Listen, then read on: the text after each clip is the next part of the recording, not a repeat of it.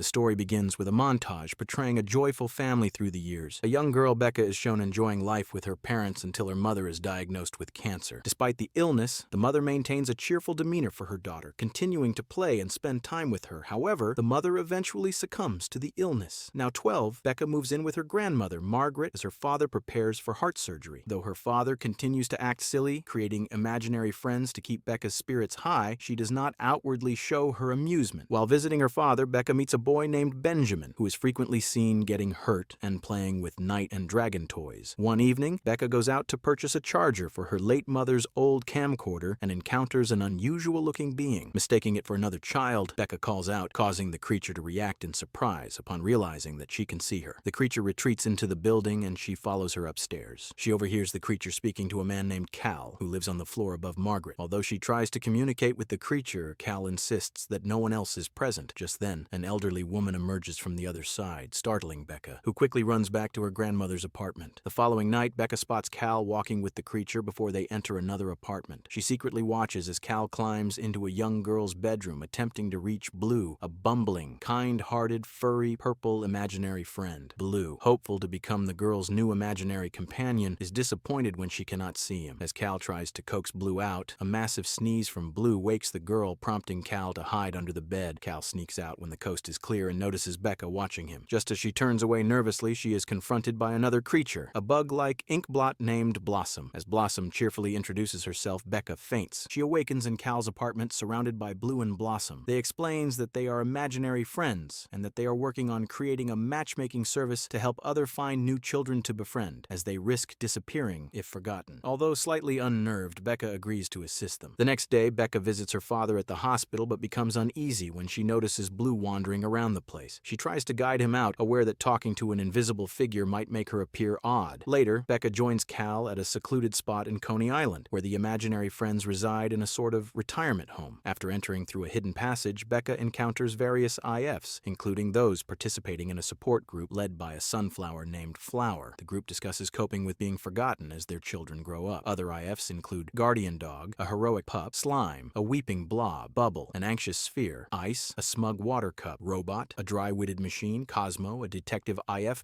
and a magician mouse. While exploring, Cal meets an art teacher who recognizes Bee and instructs Cal to seek out Lewis, a wise, elderly teddy bear IF, who knows Becca's full name, Elizabeth. Cal accidentally falls between realms within the retirement home, ending up at a musical performance led by Tina Turner, surrounded by other IFs. Lewis advises Becca to close her eyes and let her memories resurface. She follows his advice and recalls Coney Island bustling with both humans and IFs, inspiring her to help the IFs find new friends. Becca plans to find an IF for Benjamin and, with Lewis's help, interviews several candidates including Uni, the optimistic unicorn, spaceman George Clooney, a flatulent gummy bear named Amy Schumer, Octa Kitty, a feline in a onesie, Allie, a ghost alligator, and a melting marshmallow figure. Unfortunately, none of the IFs, including Blue, can make themselves visible to Benjamin. At home, Becca sifts through Margaret's old things and discovers a photo showing Blossom, revealing that Blossom used to be Margaret's IF. Becca encourages Blossom to reconnect with Margaret by playing one of her old records, sparking Margaret's memory. Blossom, rejuvenated, dances alongside Margaret, glowing and sprouting butterfly wings